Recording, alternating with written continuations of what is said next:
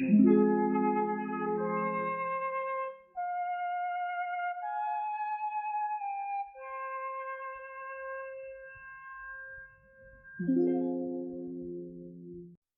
the evening of April 20th, 2010, the Deepwater Horizon oil rig stood tall over the Gulf of Mexico.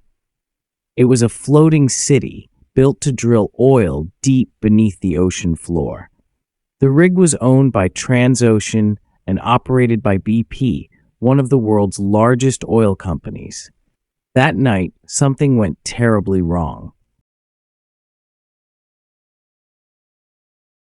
The crew was finishing work on a well called Macondo, located 41 miles off the coast of Louisiana. Suddenly, gas from deep underground shot up through the drill pipe. It exploded on the platform. Fire spread fast. The night sky turned orange and black. Crew members shouted and ran. Some jumped into the sea to escape the flames. The explosion killed 11 workers. Dozens of others were rescued by boat or helicopter. For 2 days, the Deepwater Horizon burned.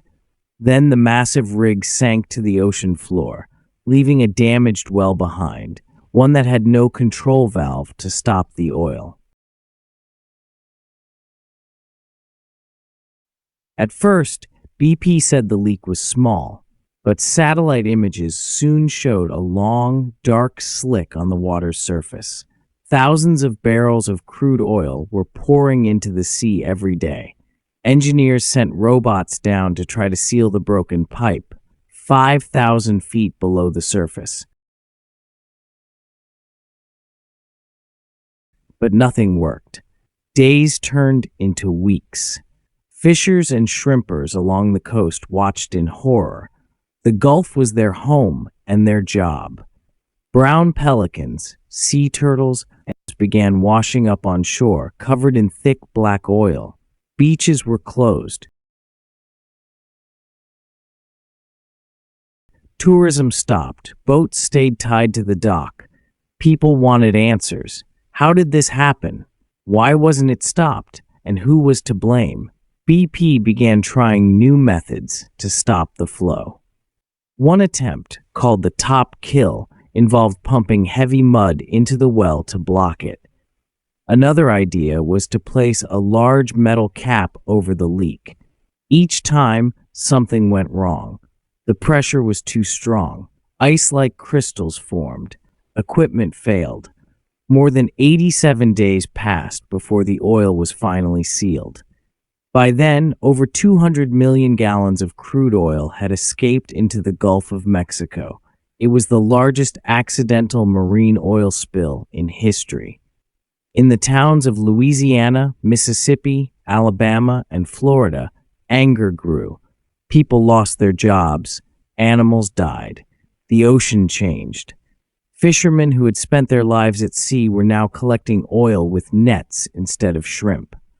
Volunteers cleaned birds with soap, while scientists took samples of water and sand. Journalists told stories of underwater plumes, clouds of oil floating beneath the surface. Divers said coral reefs were turning black. Some said the oil had entered the food chain. Others feared long-term damage to the ocean and the creatures that lived in it. At BP headquarters, executives held press conferences. They promised to pay for the damage. They started a fund for victims. But it wasn't enough for many. Protests began. Images of burning rigs and oily birds appeared on television and across the internet. The U.S. government launched investigations. Hearings were held. Officials from BP, Transocean, and Halliburton, the company responsible for sealing the well, were called to explain. They blamed each other. No one took full responsibility. Cleanup operations continued for years. Booms were laid across the oil. Ships vacuumed slicks from the surface. Beaches were scrubbed, but much of the oil remained out of reach. deep underwater or hidden in marshes and wetlands. Some people made money during the cleanup. Contractors, lawyers, and chemical companies arrived. Others got sick.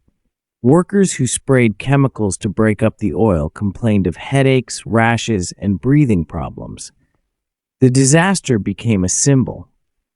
For some, it showed the dangers of deep-sea drilling.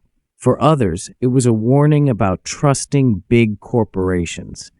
For many along the Gulf Coast, it was personal. It was a wound that never fully healed.